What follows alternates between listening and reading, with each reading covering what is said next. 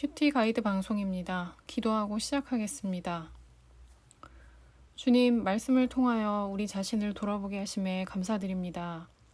늘 가장 적절한 말씀으로 우리를 가르치시고 인도하시는 우리 주님께 감사드립니다.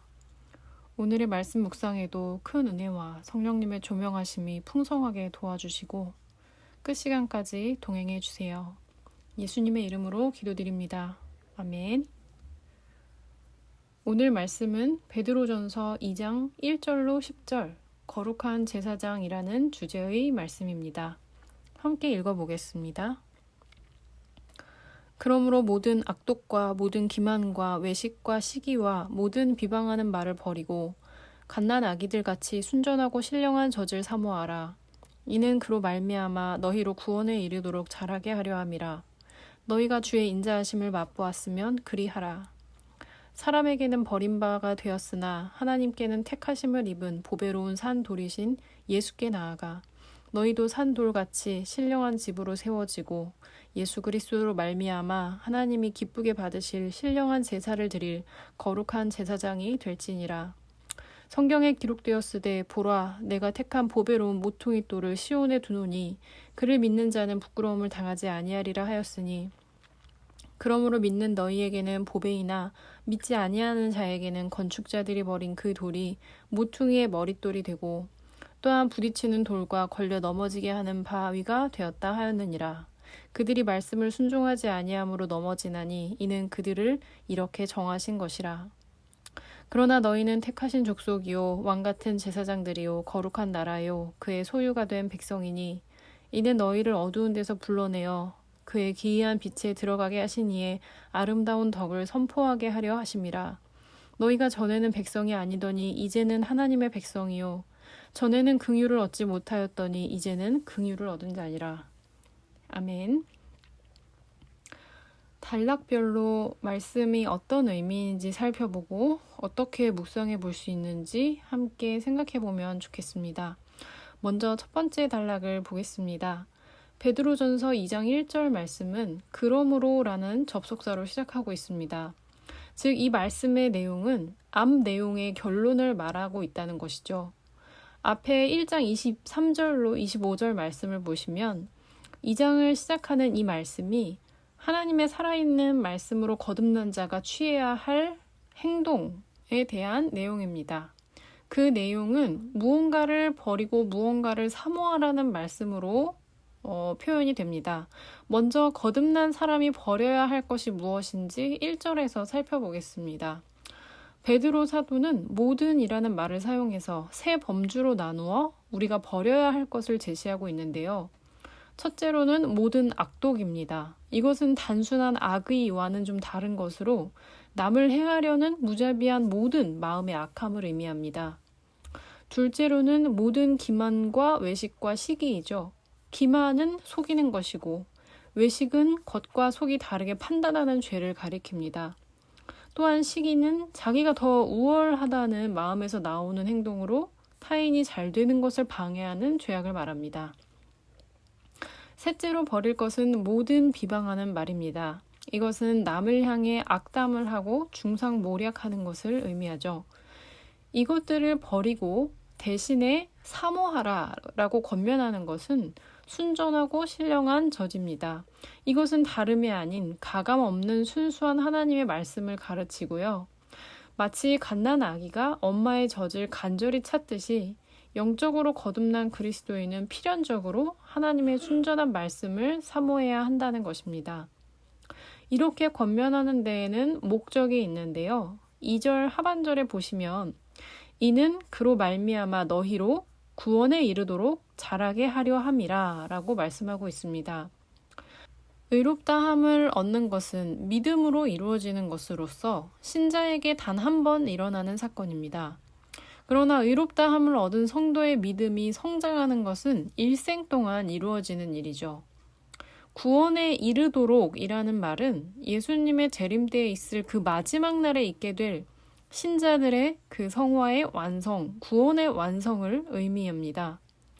이 구원의 완성을 위해 우리는 믿음을 성장시켜야 하고 믿음을 성장시키기 위해서는 하나님의 순전한 말씀을 사모해야 하는 것입니다. 여러분, 1절로 3절의 말씀에서 베드로 사도는 권면하기를 이러이러한 것은 버리고 이러이러한 것은 사모하라고 말씀하고 있습니다. 그래서 우리의 묵상도 버릴 것과 사모할 것을 중심으로 해보면 좋을 것 같습니다. 예수 그리스도를 믿고 의롭다함을 얻었다는 것은 그리스도인인 누구에게나 거듭나 새로운 피조물이 되었다는 것을 의미합니다. 죄에서 자유함을 얻어 천국에 들어갈 자격을 얻게 되었다는 것이죠. 우리가 예수님의 보혈의 능력으로 죄사함을 얻었다면 예수님의 부활로서 사망을 이기신 능력으로 우리는 우리를 옥죄고 있던 많은 버려야 할 것을 물리칠 능력을 얻게 되는 것입니다. 예수 그리스도께서 우리에게 주신 구원은 방어적이고 소극적인 능력이 아니라 새로운 존재로서 살아가는 것이 가능하게 하시는 적극적인 능력을 우리에게 허락하신 것이거든요. 이 사실을 잘 정리하여 이해하실 때 우리가 아직 버리지 못한 악독, 기만, 외식, 시기, 비방하는 말 등등의 그 옛 모습들을 예수님의 능력에 힘입어 버릴 수 있게 되시는 겁니다. 아직 버리지 못한 옛날의 악한 모습이 있으시다면 어떤 것이 있으실까요? 오늘 베드로의 권면의 말씀을 통해 우리에게 구원을 허락하신 예수님을 생각할 때 여러분께서는 믿음의 성장과 구원의 완성을 위해 어떤 모습으로 말씀을 사모하고 계시는지도 돌아보시면 좋겠습니다. 우리의 구원의 완성을 위해 버릴 것을 버리고 사모할 것을 쫓는 오늘의 묵상이 되시길 기도합니다. 두 번째 단락을 보겠습니다. 4절 말씀부터입니다. 앞 단락에서 우리에게 거듭난 신자로서 버릴 것을 버리고 사모할 것을 사모하라고 한 권면에 이어지는 권면입니다. 4절과 5절의 말씀이 긴 한 문장으로 되어 있어요. 여러분, 이 긴 권면이 결국 우리에게 주시려는 말은 무슨 내용일까요? 문장의 중요한 요소에 주목해서 간단히 이해해 보면 이런 말씀입니다. 예수께 나아가 너희도 예수님처럼 하나님이 기뻐하시는 제사를 올려드릴 거룩한 제사장이 되어라. 그런데 이 예수님께서는 4절에서 사람에게는 버림바가 되었으나 하나님께는 택하심을 입은 분이라고 합니다. 예수님을 메시아로 영접해야 할 건축자들이었던 유대인들이 오히려 메시아이신 예수님을 십자가에 못 박았지만 하나님께는 존귀함을 입으신 우리의 주 예수님께서는 보배로우신 산돌이시라고 합니다. 이 산돌이라는 표현은 실제로 유대인들 사이에 메시아를 상징한다고 합니다. 그리고 신약에서 예수님은 모퉁이의 머릿돌로서 교회의 영원한 기초가 되신다고 기록되지요. 예수님께서 비록 사람들에게는 버림받으셨을지라도 메시아로서 자신에게 나오는 모든 자의 구원의 반석이 되시는 것입니다. 그래서 이어지는 5절 말씀에 거듭난 자들에게 이어서 하시는 권면은 그 예수님을 닮아 너희도 예수님과 연합함으로 신령한 집, 즉 교회로 세우심을 받으라는 것입니다. 사도 베드로는 신자들이 교회에 나올 때 그리스도인이 되는 것이 아니라 먼저 그리스도께 나와 그리스도와 연합될 때 그리스도인으로서 예수님처럼 산 돌이 되며 그 자신이 보이지 않는 교회로서 세워져 가고 또 다른 성도와의 연합을 통해 보이는 교회를 이뤄간다는 걸 강조하는 것이죠. 또 베드로는 예수님을 믿음으로 거듭난 그리스도인들에게 거룩한 제사장이 되라고 권면하고 있는데요. 십자가에 달려 죽으신 예수님의 사역을 통해 그리스도인이 새로운 제사장적 역할에 참여하게 된다는 것입니다. 실제로 유대인들은 하나님의 제사장 나라여야 했지만 그러지 못했고 그래서 이제 예수님을 통해 신자가 된 사람들이 그리스도인들이 그 제사장 나라를 대신하여 직무를 감당하게 되었습니다. 거룩한 제사장으로서 오늘날 성도의 직무는 예수님으로 말미암아 하나님이 기쁘게 받으실 신령한 제사를 드리는 것이죠. 그리고 이어지는 6절로 8절의 말씀은 이 예수님이 믿는 자들에게는 보배이나 믿지 않는 자에게는 부딪히는 돌과 걸려 넘어지게 하는 바위가 된다는 내용입니다. 여러분, 이 단락을 묵상하실 때에는 두 가지 방향을 권해드리고 싶습니다. 첫째로는 4절, 5절의 이 한 문장으로 된 바울의 권면을 깊이 묵상해 보시는 것입니다. 말씀을 곱씹어 깊은 이해로 나아가 보시길 권해드립니다. 문장을 다양하게 끊어보기도 하시고 중요한 부분에 표시를 하시거나 밑줄을 치시거나 여러 가지 방식으로 이 문장을 이해해 보시면 좋겠습니다. 우리가 예수님을 믿음으로 거룩한 제사장의 직분을 감당하게 되었다는 것이 무슨 의미인지 깊이 묵상해 보실 수 있습니다. 둘째로는 6절로 8절 말씀을 묵상하시며 우리가 거룩한 제사장의 직무를 감당해야 하는데 순종하지 못하고 우리에게 예수님이 보배로운 모퉁이 돌이 아니라 부딪히는 돌과 걸려 넘어지게 하는 바위였던 경험이 있으신지 돌아보실 수 있습니다. 그때 어떤 수치를 당하신 것이 있는지, 오늘 말씀을 묵상하실 때 그때 어떻게 순종했어야 하는지 등을 묵상해 보시고 하나님께 기도 올려드리시면 좋겠습니다. 마지막 단락의 말씀을 보겠습니다. 우리가 인간적인 연약함으로 순종하지 못할 때가 있지만 그럼에도 우리가 예수 그리스도를 믿음으로 거듭난 사람들이라면 구원받은 우리는 신분이 달라지게 됩니다. 9절 말씀에서 그 신분적인 특권은 4가지로 언급이 됩니다. 너희는 택하신 족속이요 왕같은 제사장들이요 거룩한 나라요 그의 소유가 된 백성이니. 택하신 족속은 그리스도인의 영적 신분을 말하죠. 족속이라는 말은 출생과 혈통을 가리킵니다. 육적으로 택하신 족속은 아브라함의 육적 혈통인 이스라엘이지만 오늘날 택하신 족속은 그리스도의 피, 언약으로 태어난 아브라함의 영적 혈통, 영적 이스라엘을 나타내는 것이죠.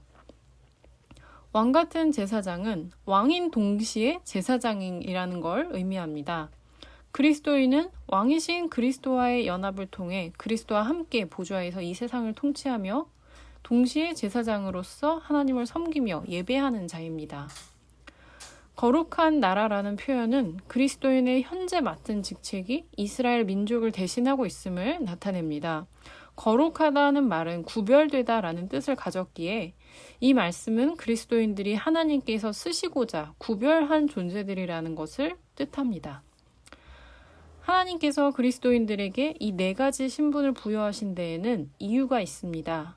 이어지는 말씀인데요. 이는 너희를 어두운 데서 불러내어. 우리가 죄와 사망의 어두움에 있을 때에 우리를 부르셔서 예수님과 연합하게 하셨죠. 그의 기이한 빛은 우리를 구원하신 그 구원 자체를 말하는 것이고요. 우리를 구원하게 하신 하나님의 아름다운 덕을 선포하게 하기 위해서, 즉 복음을 선포하게 하는 자로 우리를 부르셨다는 것이죠. 또 10절 말씀은 호세아서 말씀을 인용하여 그리스도인이 되기 이전의 상태와 이후의 상태를 비교하는 말씀입니다. 너희가 전에는 백성이 아니더니 이제는 하나님의 백성이요 전에는 긍휼을 얻지 못하였더니 이제는 긍휼을 얻은 자니라. 9절 말씀과 연결되어 어둠에서 빛으로 옮겨진 자는 이전과 이후가 이렇듯 분명히 다르다는 걸 또한 말해줍니다. 여러분께서 하나님께 어떤 존재인지 말씀을 묵상하시며 다시금 되새기시길 바랍니다. 우리가 그리스도인이 되었다는 사실이 이전과 어떻게 다른가? 우리가 택하신 족속이요 왕같은 제사장들이요 거룩한 나라요 그의 소유가 된 백성의 신분을 가진 자라면 우리가 이런 신분으로 예수 그리스도와 연합하여 예수님과 함께 이 세상을 천국으로 만들어갈 사명을 받은 자라면 우리는 그 신분과 직분을 소극적으로 받은 사람이 결코 아닙니다. 오히려 적극적으로 복음을 전하고 영혼 구원을 위해 적극적으로 힘쓰는, 행동하는 신앙인으로 부르심을 받은 것이죠. 우리의 신분, 우리의 정체성, 우리의 구원의 의미에 대해 깊이, 기쁨으로 묵상해 보시길 바랍니다. 그렇다면 우리가 하나님께 이러한 존재라면 우리의 묵상은 자연스럽게 이렇게 이어질 것입니다. 내가 하나님의 아름다운 덕을 전해줘야 할 어둠 가운데 있는 내 곁의 지체는 누구입니까? 우리는 그 지체에게 어떤 적극적인 실천을 복음으로 전할 수 있을까요?